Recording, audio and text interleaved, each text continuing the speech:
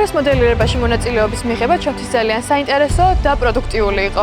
ვინაიდან გავიცანით საზღვარგარეთ ლიდერები, დავუმეგობრდი მათ, გავცვალეთ აზრები, ვიდებატეთ და დავწერეთ რეზოლუციები.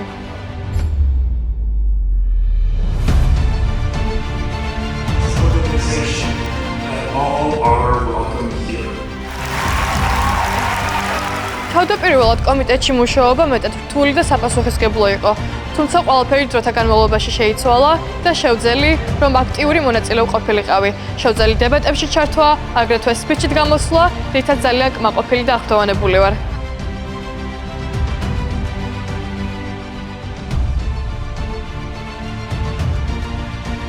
გაეროს მოდელირება დასრულდა, მისი დასკვნითი ცერემონიალი კი ჩატარდა გაერთიანებული ერების ორგანიზაციის მთავარ შენობაში.